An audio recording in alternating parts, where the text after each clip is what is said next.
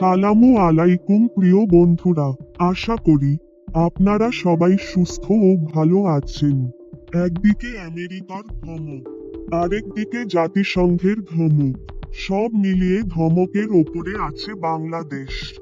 বাংলাদেশের বর্তমান সরকার এই ধমকের মধ্য থেকে বেরিয়ে আসবে কিভাবে?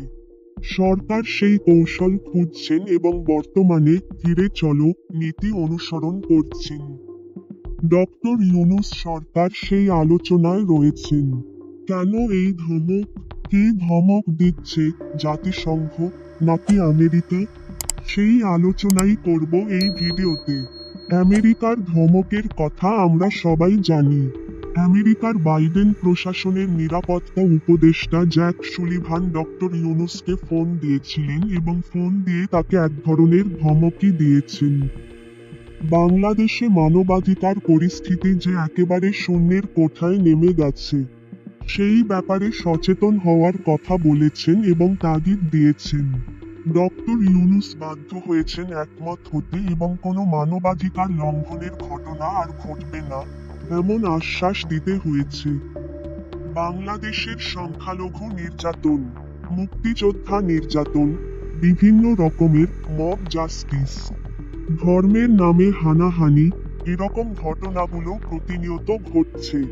সেই ঘটনার জন্য এক ধরনের রেড সিগন্যাল দিয়েছে আমেরিকা। ডোনাল্ড ট্রাম্প প্রশাসনের সঙ্গে সম্পর্ক পাল্টে গেছে কি না, সেই আলোচনাও হচ্ছে। ডোনাল্ড ট্রাম্প প্রশাসন আসলে সম্পর্কটা আরো বেশি পাল্টে দিতে পারে এমন সন্দেহ নেই। এদিকে আমেরিকা যখন ধমক দিচ্ছে এবং আন্তর্জাতিক চাপের কারণেই এই ধমক দিচ্ছে, তখন ইউরোপীয় ইউনিয়ন সহ বিভিন্ন দেশও একই সুরে কথা বলছে। জাতিসংঘ থেকে বার্তা এসেছে সেনাবাহিনীর ওপর।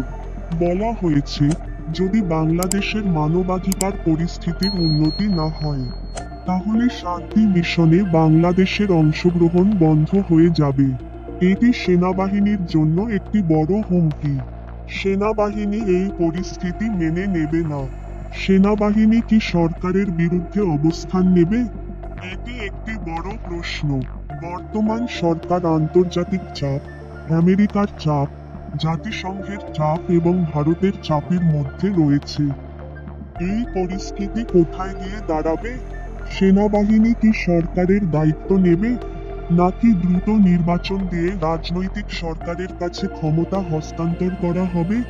বিষয়গুলো অত্যন্ত জটিল।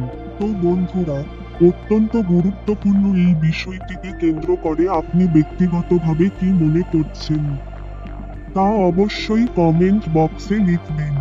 তো বন্ধুরা, আজকের মতো বিদায়। নতুন কোনো ভিডিও নিয়ে আবার দেখা হবে। সে পর্যন্ত সবাই ভালো থাকুন। আল্লাহ হাফেজ।